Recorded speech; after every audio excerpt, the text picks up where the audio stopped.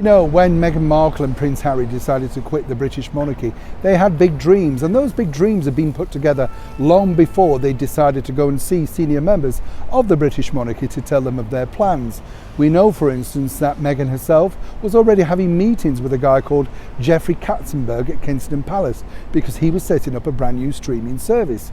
But according to him, who I've also met and interviewed on a number of occasions, apparently he lost the deal because he had more fluffy, sort of warm ideas than perhaps the, as we now know, outspoken Miss Markle wanted to do.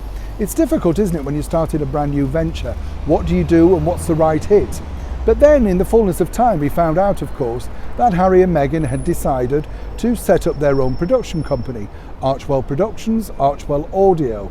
And if you recall, way back into the interview with Oprah Winfrey, Prince Harry openly stated on camera that he wouldn't have signed for Netflix had he not needed the money.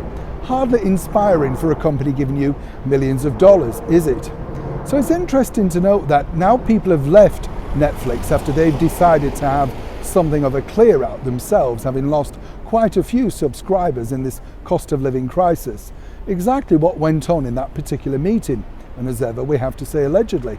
According to a very good source though, when Harry and Meghan first arrived at Netflix, their ambition really was, well, colossal. It knew no bounds, and as one of their favoured journalists pointed out, they were ready to take on the world. Seemingly though, the world wasn't ready for them to be taken on. You know the picture. What's interesting here though is apparently when they sat down to discuss their lofty ambitions, which so far we've yet to see anything other than the promised Invictus Games documentary. The Pearl animation, of course, the cartoon, has been binned because they didn't feel that it fitted the remit of the streaming service now in 2022-23. But apparently, according to those very close within the circle at that time, Meghan stated that she wanted to win a Tony, an Emmy and an Oscar for work that would be put out through the Archwell Foundation. Nothing wrong with ambition, as I've said before, and I admire her for that. But it's interesting to note that they were building this platform based on the success of two people that they truly admire, and for a period at least Prince Harry could have said were good friends. The former First Lady and President of the United States, Barack and Michelle Obama. Now, Michelle Obama's documentary was indeed an award winner. It was simply called Becoming, and it followed her around as she launched that very successful autobiography.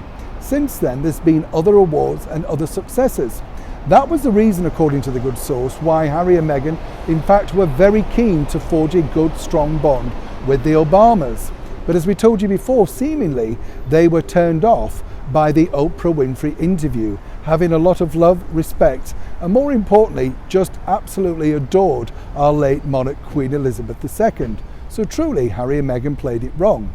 So now, where are they actually at with Netflix?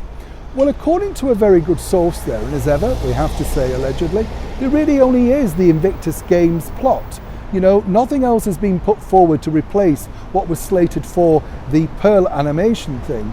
So far, it looks like the Oscar, the Emmy and the Tony Award could be some way off. But don't rule out the very, very single-minded Miss Meghan Markle just yet, because seemingly she's got very high hopes for making sure that her production company becomes a force in the entertainment field.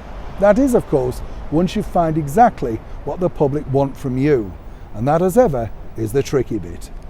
Neil Sean in the very heart of London.